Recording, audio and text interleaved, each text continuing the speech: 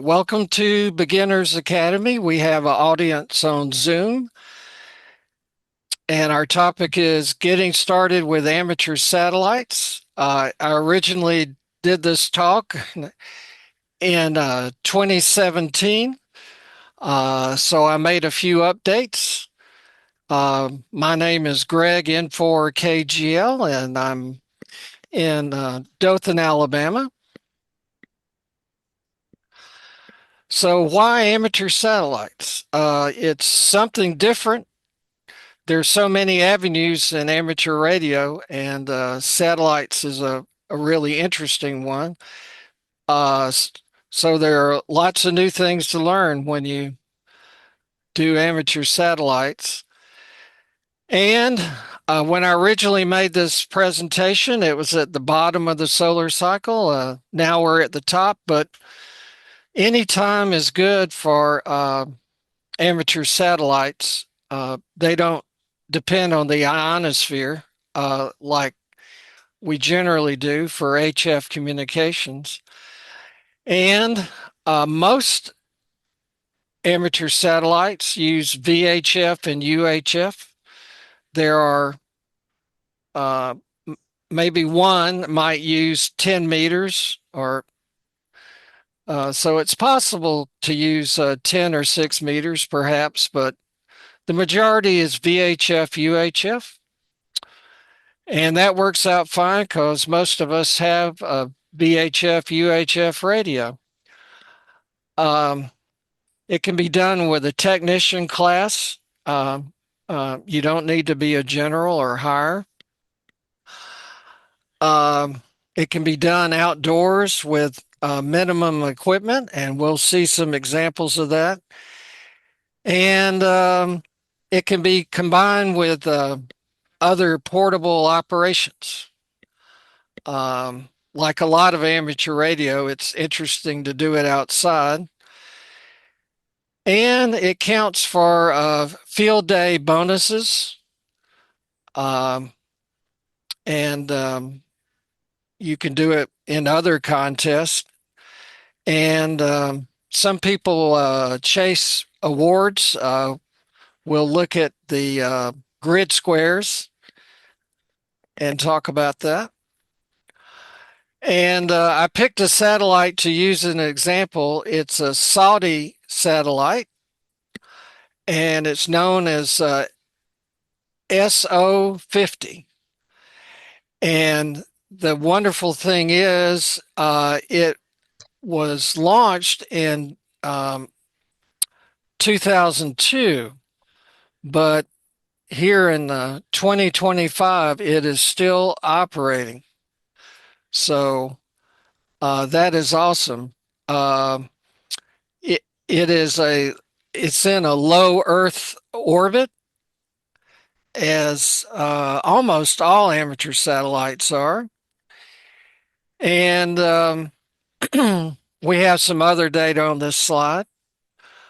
Um, so it looks fairly large to me. I think some of the other satellites are smaller uh, dimensions, but satellites,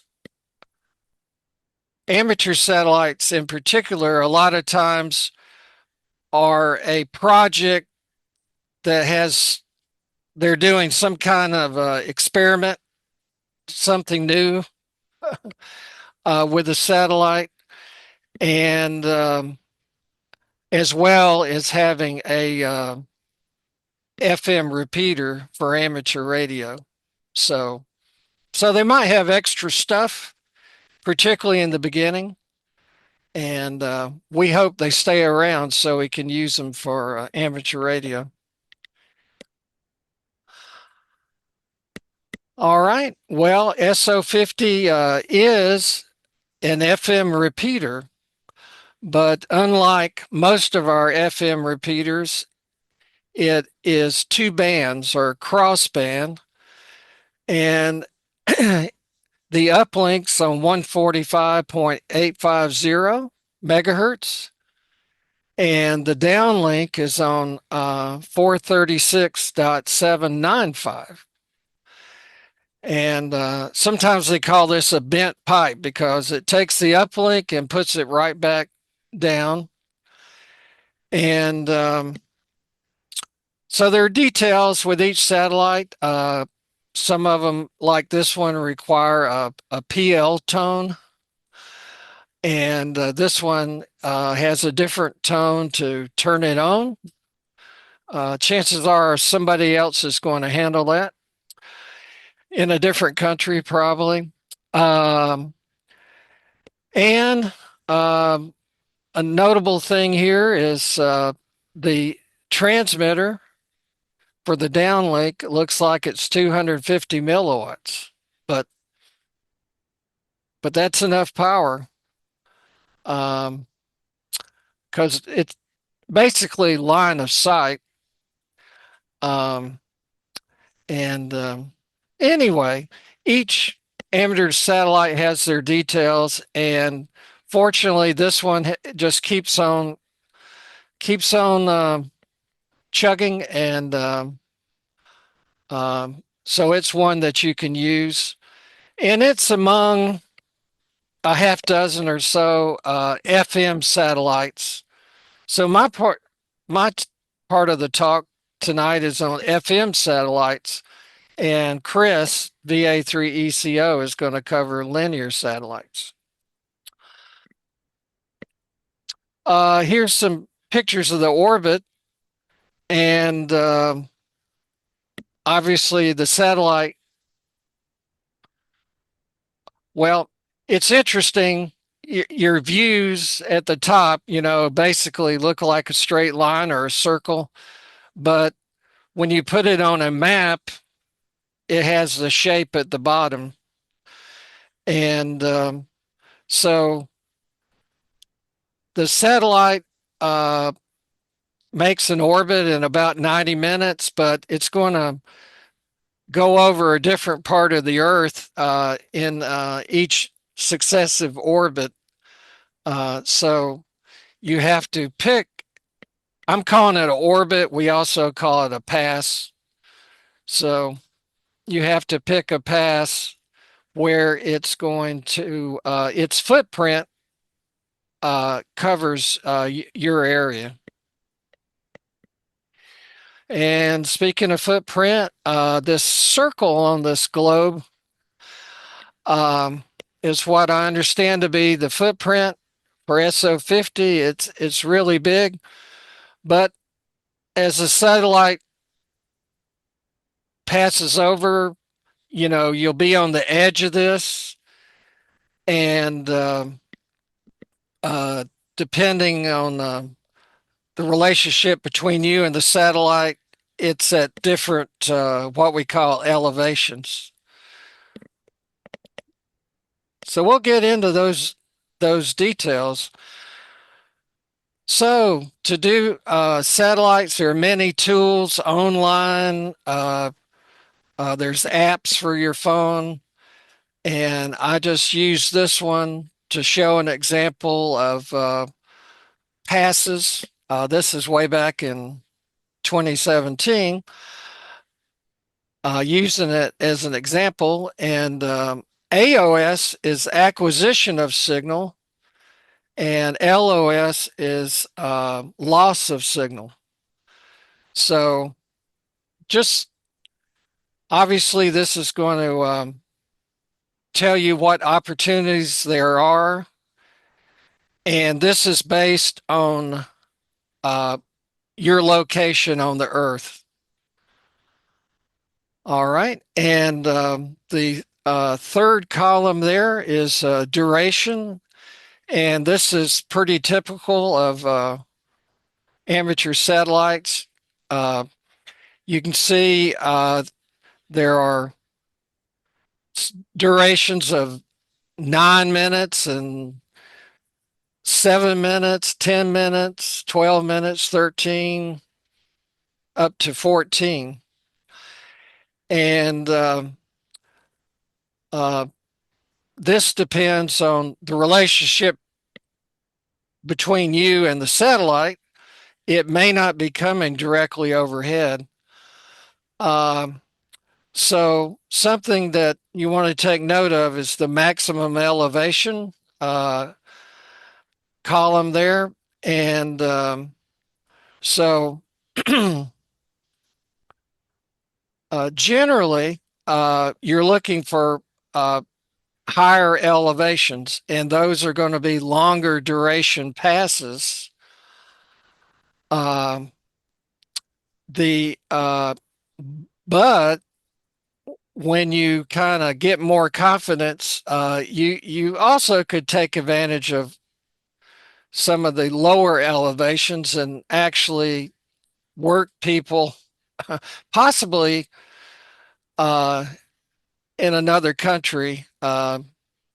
So both stations have to be in the footprint. So I generally favor the higher elevations. And going across here, we've got the azimuth, kind of the compass heading. So a lot to pay attention to, and all this will make a difference as to where you point your antenna. And you're going to have to essentially make an arc of some type from the AOS azimuth to the LOS azimuth.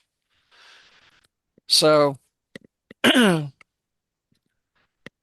the FM satellites, I pretty much uh, just figure out where these directions are, play it by ear, and by ear, I wave the antenna around a little bit, and I can hone in on the best direction. So,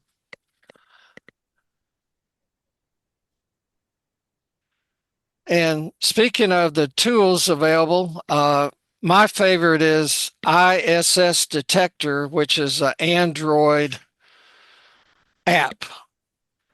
Now, as always, there's probably a dozen apps uh, that would work for Android, and then a number of apps that would work for Apple. So, but this is my favorite, and it will give you, you can tell it to, uh, well, it really got popular because everybody's interested in the ISS. Okay. That's why they call it ISS detector. But you can have it follow, you can selectively have it track the other amateur satellites and like SO50. Okay. And so it gives you the times and the maximum elevation and the weather. And without getting into every detail, it gives you kind of a radar scope to give you an idea where to point your antenna. And it shows the progress of the satellite during the pass.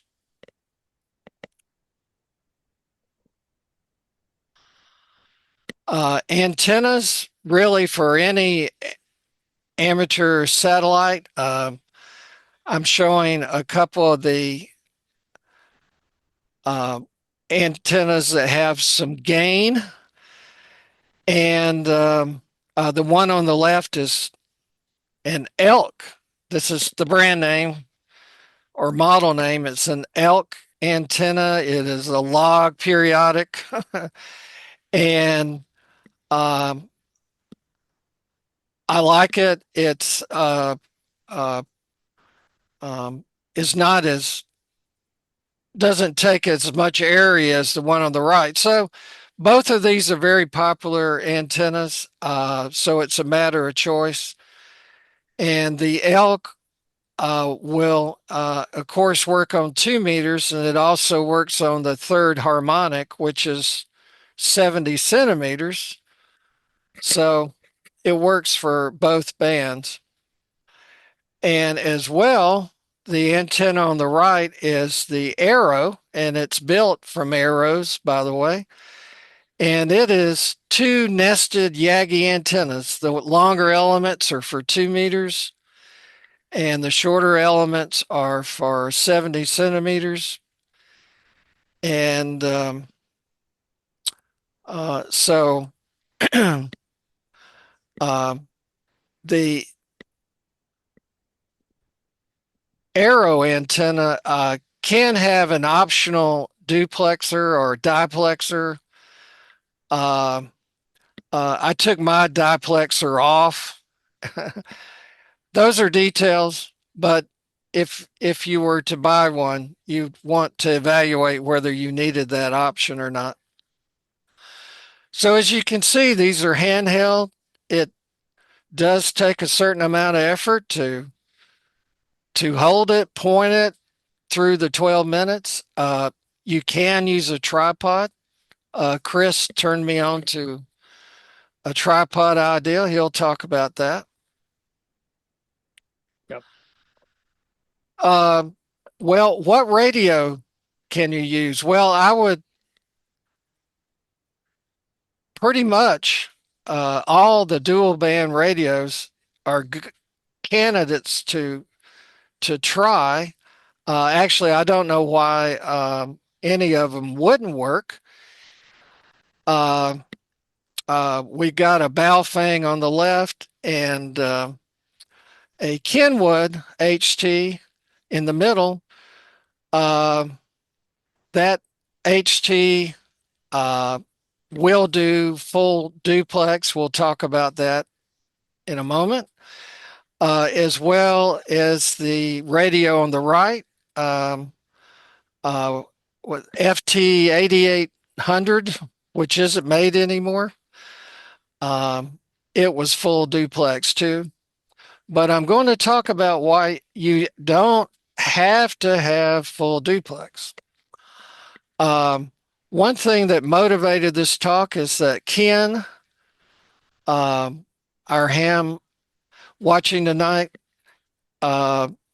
he won a radio, and well, I thought I had a picture of it. It's an ICOM 2730, and it happens to be full duplex. One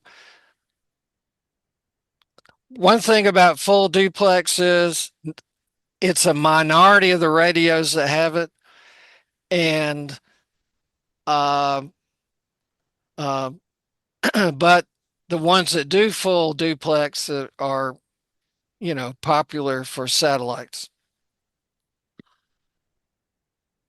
All right. Well, this is a radio I use. It's a Yaesu FT60. It it probably has been around since 2017 or longer. It's still available, and it's just a solid, VHF, UHF, HT. And hey, that's a great price. They've got a lot of other radios with extra features, but this radio is not full duplex. And however, I've had a lot of success on FM amateur satellites. One thing, it's just a nuance I like about it, is you can program memory channels, and they pretty much look like this. And for a channel, you can program in a VHF frequency and a UHF frequency on the same channel. Not all radios do that, but it's nice, but not a problem. So let's look at the frequencies for SO50. The reason there are so many frequencies is that the UHF downlink is affected significantly by Doppler. And that's kind of the effect, like the train whistle coming towards you will be a higher frequency, and it will be it will be perceived as a lower frequency as the train passes by. And the higher the frequency, the greater the effect of Doppler. So, um, this is typical that the VHF frequency doesn't change that much with Doppler. So you can just, in this case, it's 145.850. Uh, and that will work, and that's your transmit frequency. The receive frequency, though, for best reception, it needs to vary during the pass. So we've got it at 436.815 at the beginning and 436.780. So with a HT or a mobile radio or whatever, you have the task of adjusting the receive frequency as the pass progresses. So one more thing to deal with. Chris will talk about automating that for linear satellites, but if you just want to use minimal equipment, you can either program in channels like this, or you could actually just you could have your radio in VFO mode and Yeah. I change it. made I did my first Yeah, satellites on that radio. And yeah, I started programming channels, and then I found if I hit the VFO button and just move the tuning knob, it worked plenty yeah. fine. So, Uh, and the one thing that too, the RX frequency changing, like you've got a chart and you're worried about, yeah, well, how do I know where to go? You just listen to right, the other people, and if the voices are sounding scratchy, then move up or down a channel until it sounds better, and then you know you're good. You don't have to time this perfectly. You just go with right. what sounds nice on the receive frequency, and then away you go. It's actually simpler than it sounds. And that's a good thing, Chris, because I'm making it sound complicated. All right. Well, so these are the frequencies for one particular satellite. And like Chris says, getting started, you don't absolutely have to program channels. You could just use VFO mode. Now, radios that have like two sides, you can set up one side for transmit and one for receive. And you really can have, if you had channels, you can have all those receive frequencies and then that one TX frequencies. Actually, there's one point that, uh, you know, the radios are different. So you'll just have to do a little research on your radio and decide how you want to put them in. And so the channels work a little differently and all that. So, but don't get overcome by channels because you could just use VFO.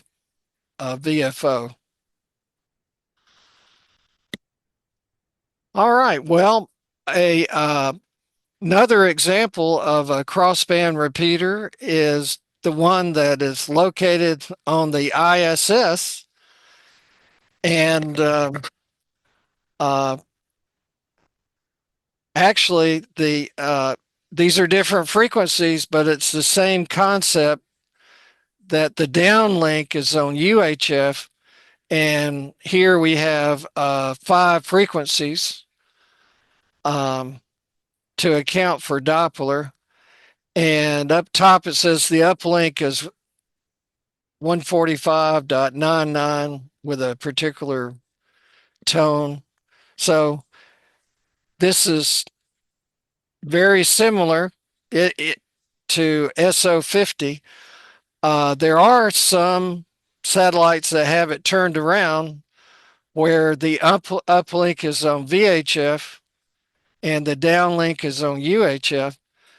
But nevertheless, it's something you can figure out. Uh, this information and some other frequent charts for other satellites is available on work-sat.com. And uh, the maintainer of that site is Clint Bradford, K6 LCS, and he's got a lot of great material on his website, and he also does talks. He'll talk to clubs, but we haven't invited him. He would cover the same stuff I am, a lot better, I'm sure. But anyway, so check out his website. Uh, this chart is called the status page, and it's on amsat.org. And it's very useful because you can see down the left, there's probably 30 different satellites. Some of them operate in more than one mode. And actually, there's a lot of satellites out there that probably don't work anymore. But if you want to find out what's working right now, this is useful. Um, uh, and you'll see, some numbers all the way across. Sometimes these things are turned off and they won't work. So you can see here, it's got the ISS there is active. So better use the ISS before it's deorbited. And also a satellite probably Chris will talk about. My favorite linear satellite is RS-44, which is a Russian satellite. SO50 is the bottom row in this chart.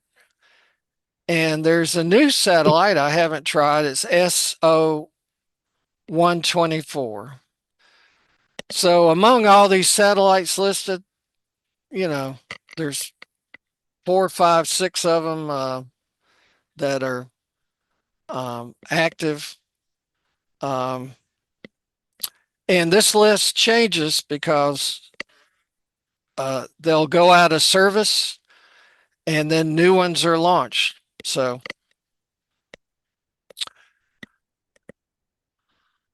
all right. Well, what's this full duplex thing? Well, your setup can receive the downlink while you're transmitting on the uplink if you have full duplex configuration or capabilities. So that is nice because you can, say test or your call sign. And if you're pointed correctly toward the satellite, you'll hear your voice coming back. So it's a confirmation that you're getting into the satellite. And full duplex is a nice to have for FM satellites, but it's not mandatory. Um, so if you don't have a full duplex, radio and you want to do FM satellites, well, go ahead and do it with what you have. Uh, if you have full duplex, you may want to have a headset so you don't get any feedback. As we mentioned, there's not a lot of radios that do full duplex. You can use two radios. Chris will talk about that. And um,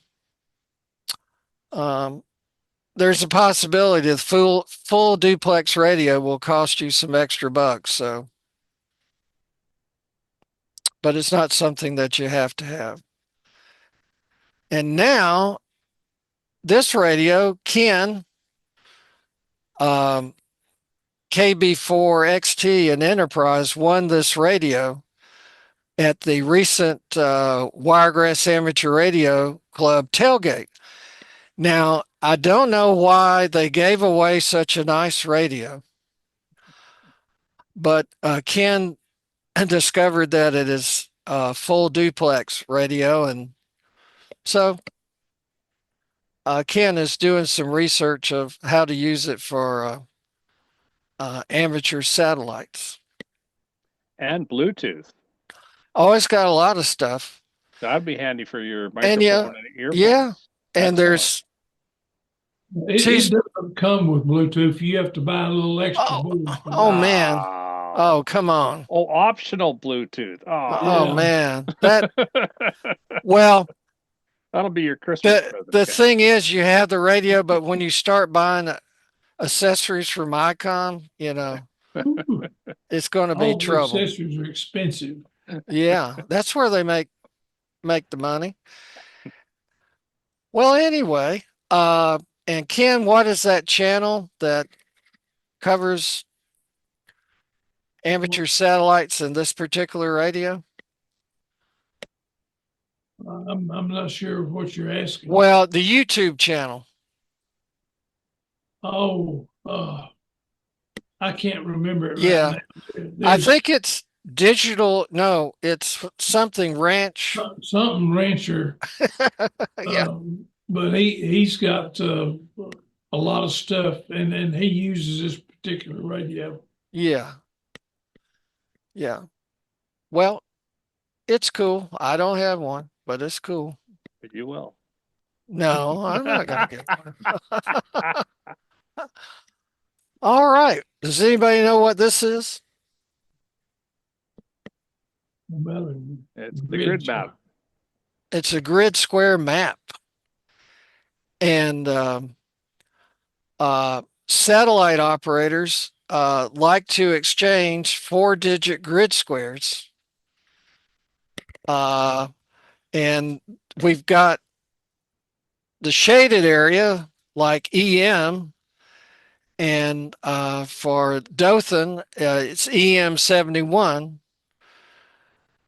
So, and obviously, there are a lot of grid squares. So, just like some people want to work all the parks, well, others want to work as many grid squares as they can, and possibly all of them. And how many grid squares does it take to cover the continental US, Chris? Was it 388? Is that the number? Could be. Anyway, it's some number in the hundreds. Back of my hand. I'm about halfway through, a little past halfway through. Yeah. All right. So actually, some grid squares are rare because there aren't many operators in a particular grid square. Along the Gulf Coast, there's a grid square EL79, and Port St. Joe and the island down there, St. George Island, and this is in our part of the world, country. So if you want to be popular, you'll go to EL79 and operating, people will be inclined to give you a call if they don't have EL79. It's 488, 488. 488, man, that's a lot. But let me tell you that the people on amateur satellites are just overachievers, and they're going to get that 488. You probably already have it. And you notice that EN29 has got a little bit of Minnesota in it, Yeah, and that's where I live. And I'm the only satellite person up here so far yeah. operating. So I get emails from people saying, So, "Can you give me that grid?" I say, "Sure," yeah. even though I'm not doing satellites So, terribly much. you know, so a contact on a satellite is generally very short. Uh, Pretty much they're exchanging a call sign and a 4-digit grid square. They could throw in what state they're in, but um, so anyway, it's part of the game. Now, you may not be interested in grid squares. You still can operate, and that's perfectly fine. So, let's say this applies to any satellite, but if you want to make a SO50 QSO, make sure you know the start time of the pass. Show up with 3 hands in your stuff. So you might have the radio, the antenna, um, uh, and so forth. So your hands will be full. Uh, a tripod can help with that. You gotta and open up your squelch on your radio. Uh, you'll want to. It's suggested to record the audio of the pass because it's very difficult to write it all down It's a unless fast QSO. it goes by fast. Unless you have a buddy to help you out, maybe they could write it down. So, like, you're going to point your antenna and listen, and if you're in the right place at the right time, you should hear other stations coming on. Um, as the pass progresses, maybe it's going to be 10 minutes long. Uh, the signal will get scratchy. So don't forget to change your receive frequency to keep up with the change in the frequency caused by Doppler. Pick out a call. So my friend Bob, KK Kilo Kilo 4 Delta India Victor. This is November 4 Kilo Golf Lima Echo Mike 70. And then KK4DIV would acknowledge my call and probably my grid and give me his grid. I have worked Bob and we'll be in the same grid and maybe looking at each other, but nevertheless, our signal went through the satellite. So, um, so once you get on there, other stations may be interested in you and give you a call. Now, the thing is, this is like a FM repeater,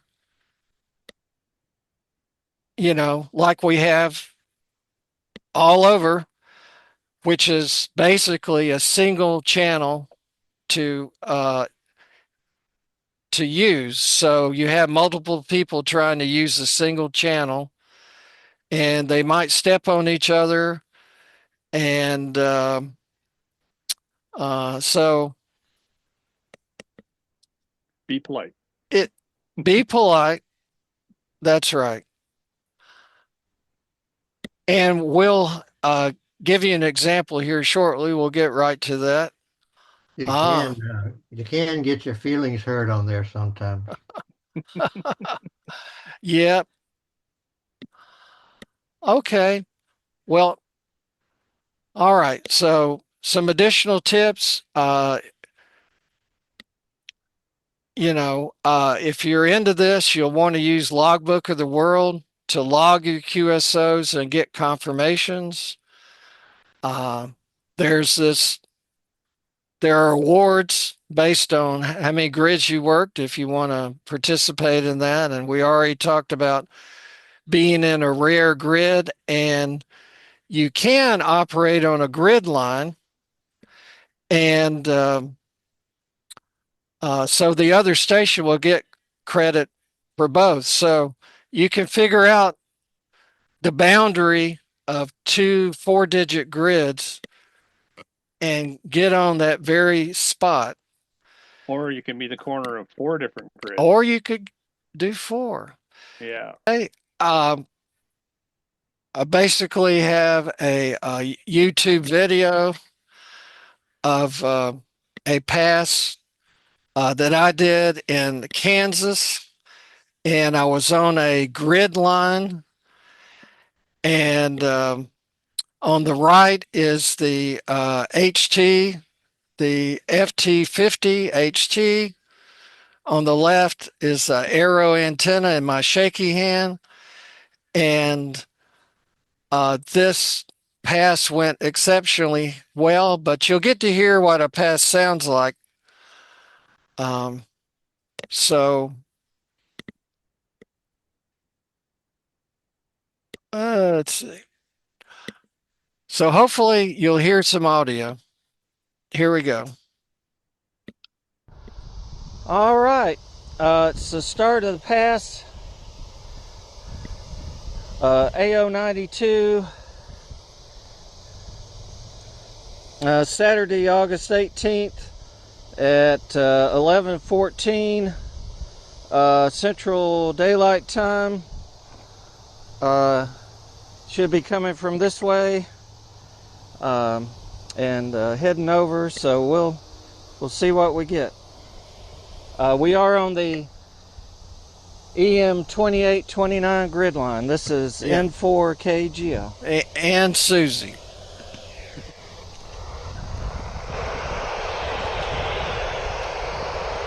Notice this antenna is fed from the front. So it's an elk antenna.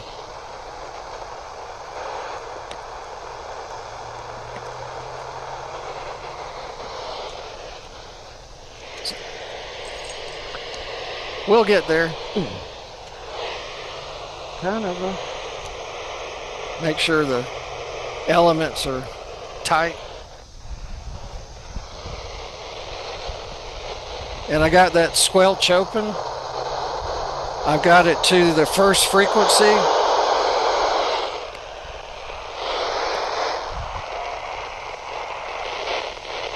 Mexico, Germany, Mexico, Echo November 73. Who's the MGM?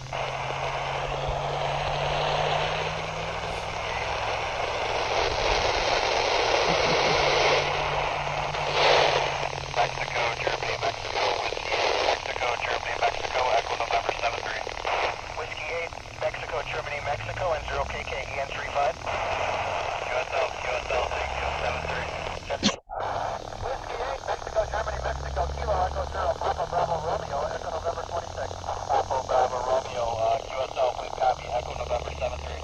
Echo November 73 from Echo November 26, QSL, thank you. Notice they're talking Whiskey pretty 8, fast. MGM, this is N4KGL, November 4, Kilo, Golf, Lima, Echo Mike 28/29. I can't talk fast. November 4, Golf, Kilo, Lima, I believe, from Whiskey 8, Mike, Golf, Mike, Echo November.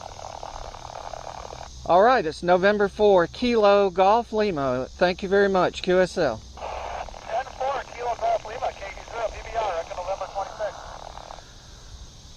KE0 PBR Echo November 26. This is N4 KGL Echo Mike 2829. Alpha, Alpha 8, Whiskey Hotel, Echo November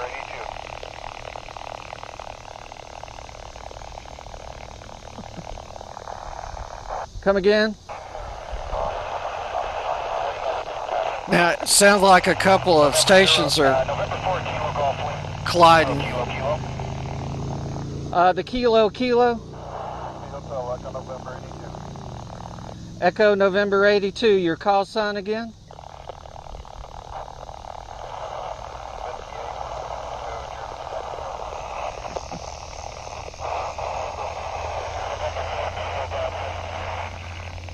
Here's Alpha 8. Whiskey Hotel Echo November 82. I'm probably adjusted the Doppler there. Kilo India 5.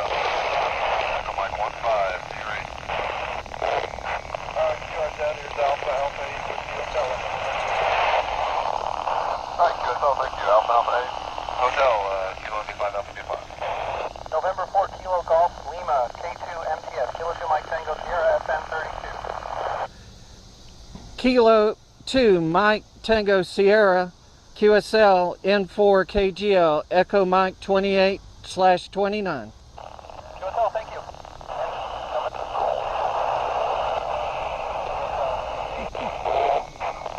November 4 Kilo Golf Lima, November 0 Kilo. November 0 Kilo N4 KGL Echo Mike 28/29. Echo Mike 2829, KU0 PBR, did you get my baby door? KE0 PBR, your grid please. Echo Nancy 26. EN26 QSL, thank you. Kilo Bravo 4, Foxtrot Lima Charlie, Echo Mike 78. The Kilo Bravo 4 from N4 KGL. Echo Mike 78, QSL. Echo Mike 78 from, thank you, N4 KGL EM2829. QSL 73, thank you.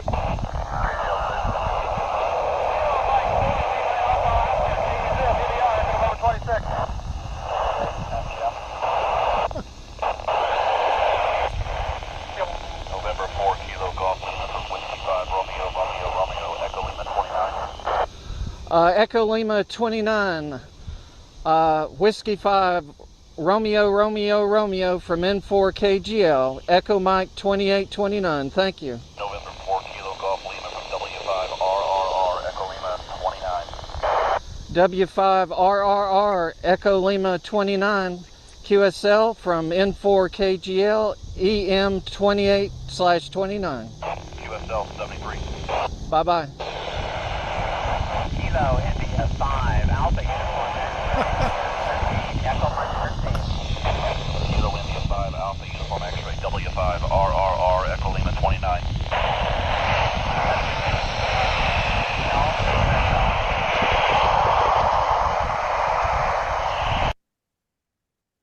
Okay, I did work maybe another station. Did y'all copy that? Yeah, but audio is good. Yeah. Now, that is a dream pass. That's where they're calling you. Okay. Uh I've also got on passes and didn't get anybody. So if I get one contact on a pass, I'm very happy with it. But it helped that I was on a grid line, a grid line, I believe, and uh, so I kind of liken it to air traffic control. They blurt something out.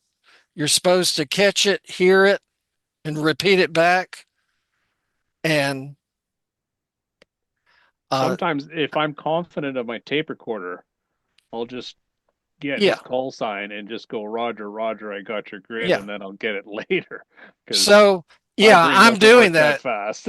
Yeah, I'm piecing this together after the Yeah. fact, and so I put those contacts on um, LOTW, and if you think you got them and they thought they got you, then it'll match and you'll be confirmed. You can also do it with cards still, paper cards. Yeah. But people prefer Okay. LOTW. You could save some money on postage. One thing I'd like to point out is in that video is that Greg was rotating his wrist quite often. And the antennas that are on these satellites vary from satellite to satellite. The older ones were circular polarized. The newer ones tend to be just whips sticking out at right angles to each other. And the the thing does rotate around in space. So you do have to kind of rotate your antenna now and then to get the optimum receive on it. But I just thought I'd point that out, Greg. Yeah. All right. Well, are there any questions at this point? We talked about FM satellites. It's a thing you just have to do, and I encourage folks to do it and use what they have uh and, and you know, it's it's challenging, but it's fun. So um the other type of satellite is linear satellites, and basically that's what Chris is going to talk about. Um, there's one other nuance. The ISS has an APR digipeater on it, and on a digipeater, uh, you can it it just uses one frequency, and but your radio, or you'll need a modem, not a TNC. There's more details to it, but We should get Bob Plank to do a presentation on that. yeah, yeah. All right. Well, Chris is going to talk about these other bullets, so I'm going to turn it Yeah. over to Chris. So I need to Okay.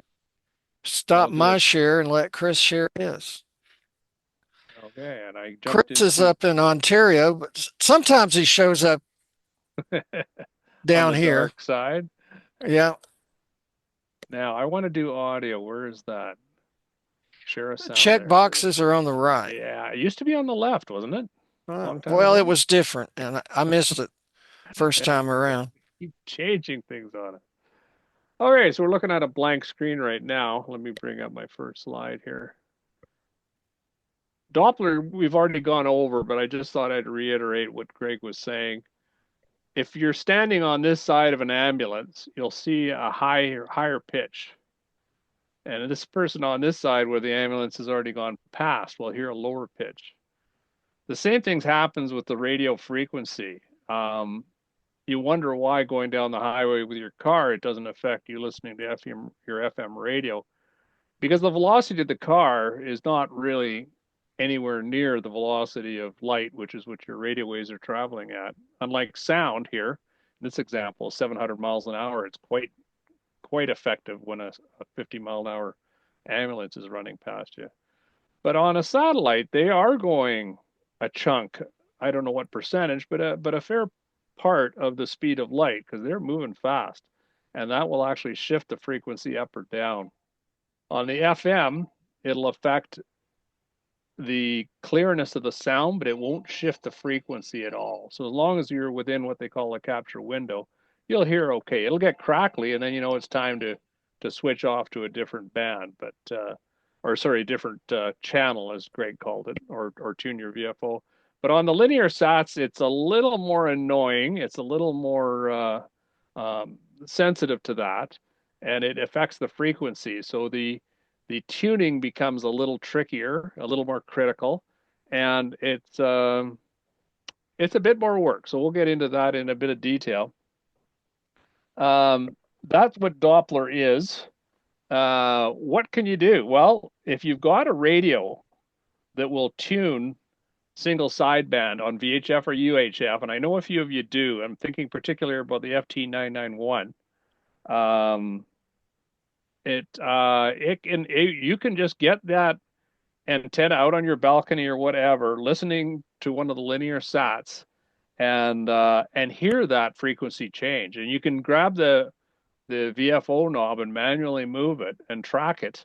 And it's kind of interesting listening to them in that the type of conversation going on is markedly different than what we just listened to Greg's video.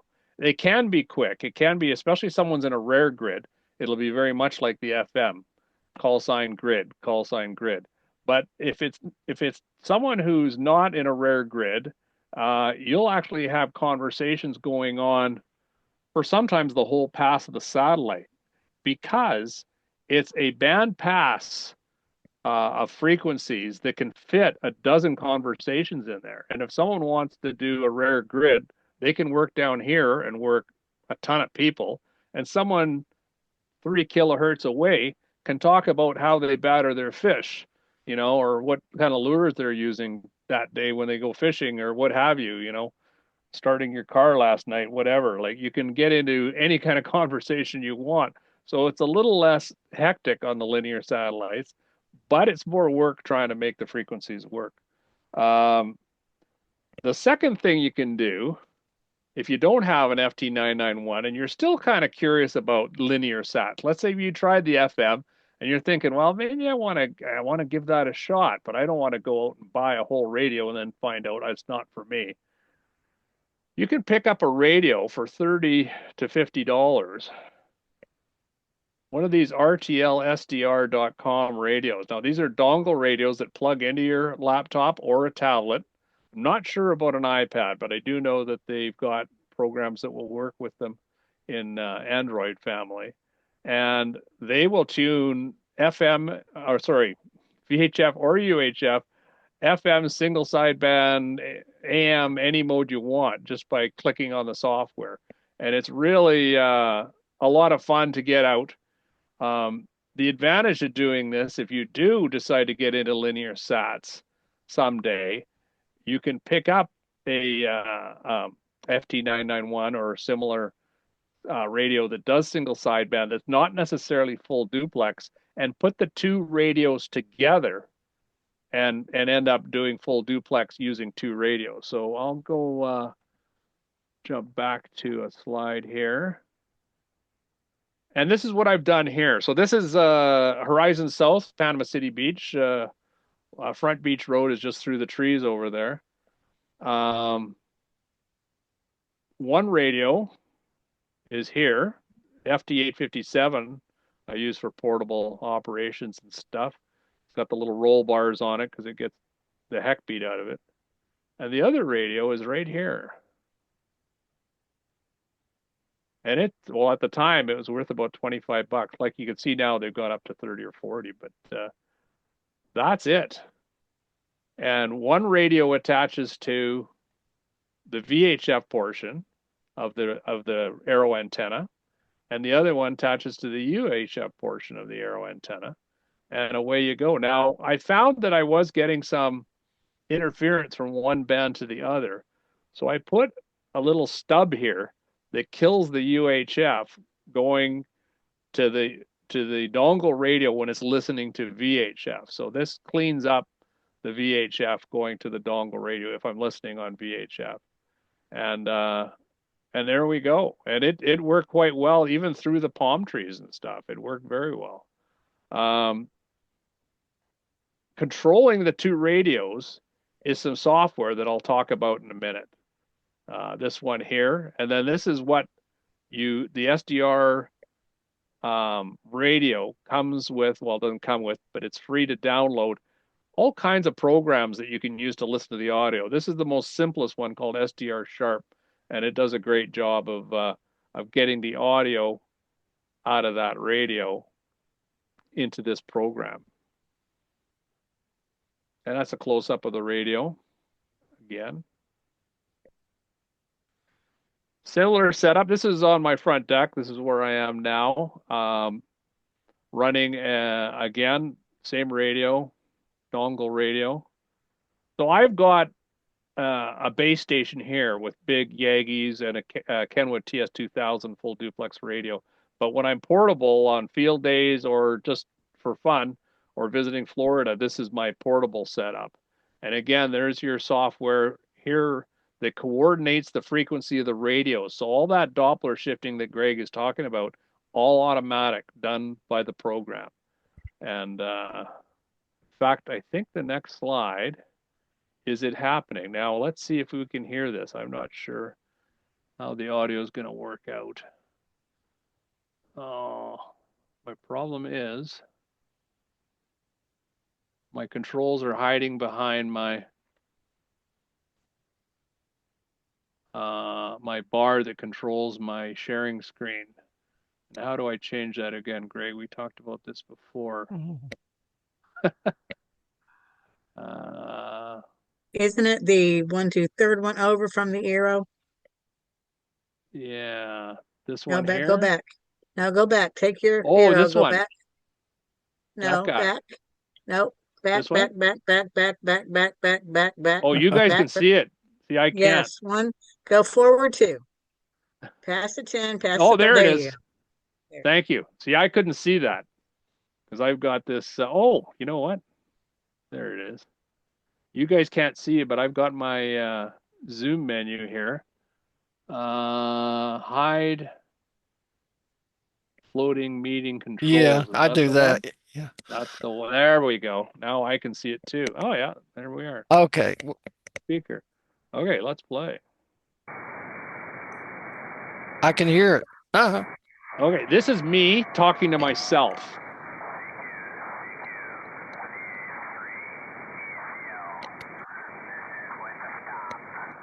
This is testing the stub off and on to see how it affected my.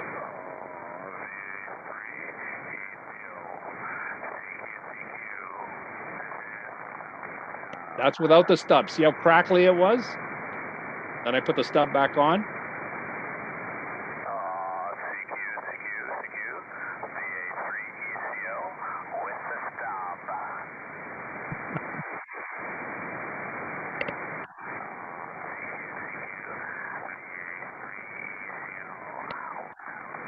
So you get the picture. The stub helped the audio.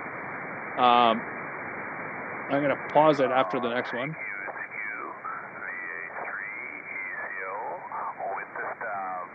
So the audio you're hearing there is not from the microphone of the laptop. It is from the dongle radio. So I am transmitting into the microphone of the FT857, and it's traveling from here up to there. And I'm going to jump ahead a bit.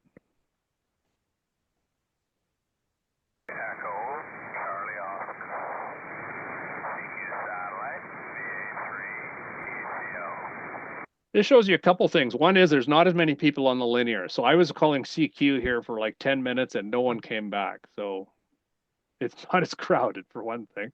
The distance here from Northwest Ontario up into the Northwest Territories is 1,700 kilometers. So that's about 1,100 miles.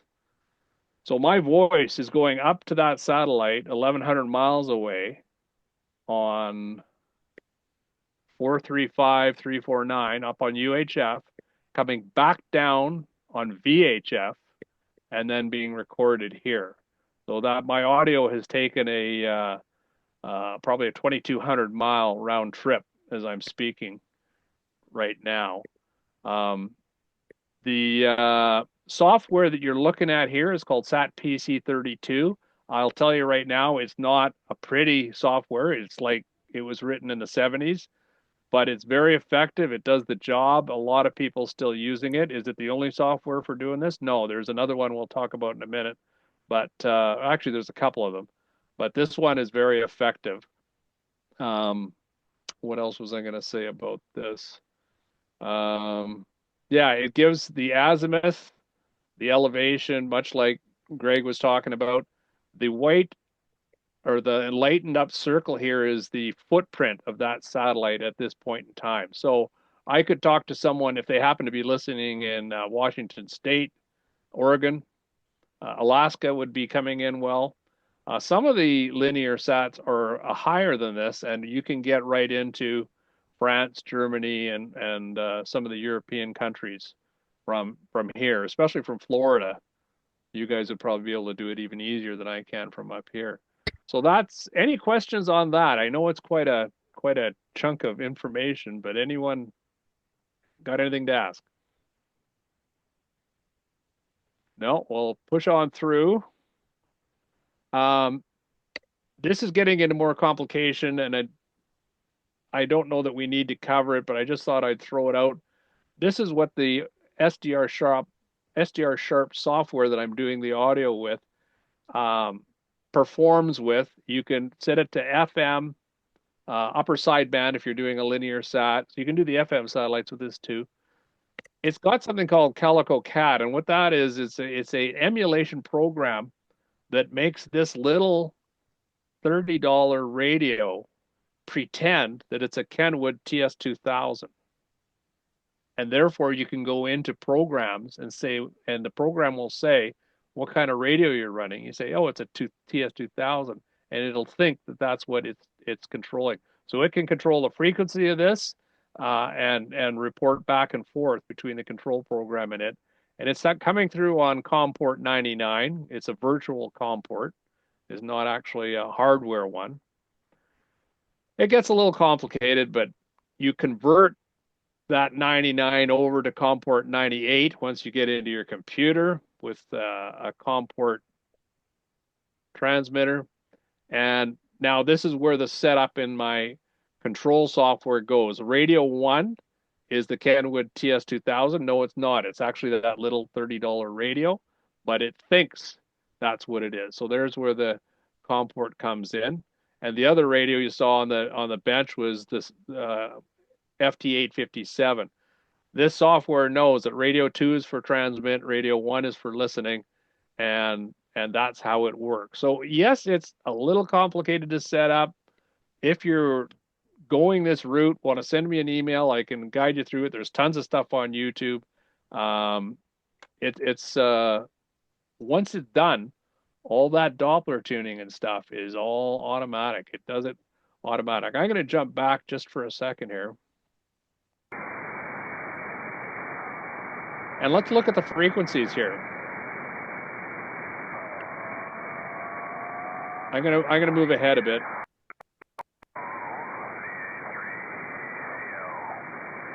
This frequency is going down. This frequency is going up.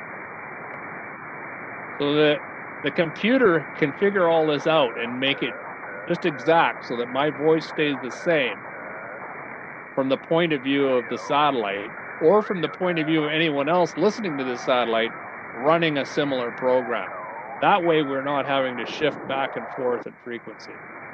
So that's the Doppler thing happening right there. In fact, there's how much it's shifting one, and this is how much shifting the other. You see on the UHF, it's moving it by about 8. And on this one here, it's only moving at about 3 because it's a lower frequency. It needs less of a shift because of the Doppler. So I don't know. That's kind of confusing as heck, I'm sure. But another option, instead of getting a dongle radio, is to go down to the Panama City Club. And here's Bob. And here is an azimuth and an elevation rotor with the UHF cross-polarized on one side and the VHF cross-polarized on the other. Remember I was saying Greg was kind of rotating his antenna to see the right polarization? Well, the beauty of the club's setup here is that it's got both polarizations feeding simultaneously. And that way it doesn't lose a signal very often. It's if the antenna on the satellite moves horizontally, well, it's picked up by the horizontal bars. If it's vertical, it's picked up by the vertical bars. And again, this thing tied to that same software will not only handle the polarization, it'll handle the position automatically, and it'll track through it. It'll also control this radio that's down in the club, both at frequencies transmit and receive. So that's something to consider if you're in Panama City Beach. Here's portable. This was this winter field day. Again, the laptop sitting inside the car, the antenna out, and on an ice road on the lake.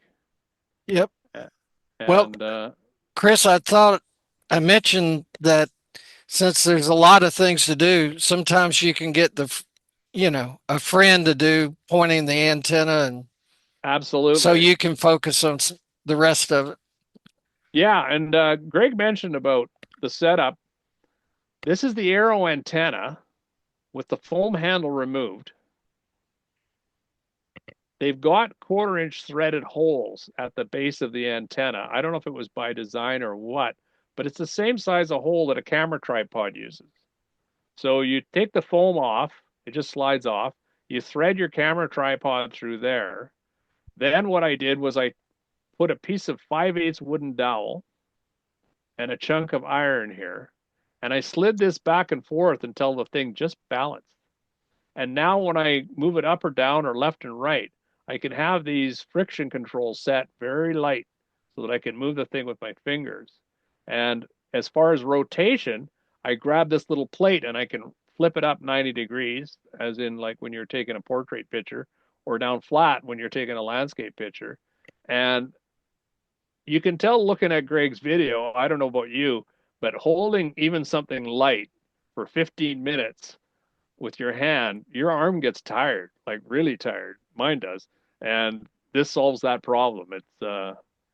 I think it's a great bonus for doing this stuff. Last thing I want to do is we looked at the SDRs. Other software that can do this thing. Here's a YouTube of a guy. I'm not going to play the whole YouTube, but he's setting up SDR console with the 857, which I had, and the RTL SDR, which I also had, but using different software. And you can see how much more polished this software looks. Go. Anyhow, I'm not going to play the whole thing, but he's got, again, here's the COM 99, similar idea. You put in your rig, you can actually put in, here's the satellites. You download, bang, there's all your satellites. You pick one from the list, it goes to whatever mode it's got to go. Everything's automatic. So I'm just saying, maybe not right away, but if you do get into this stuff, the linears and the software, Now, kind of fun. Chris, as you know, I have a box that yes, handles a lot of. I should have got a slide of that. Yeah, well, it's from CSN is the company, and they call it the SAT controller, SAT box. Yeah.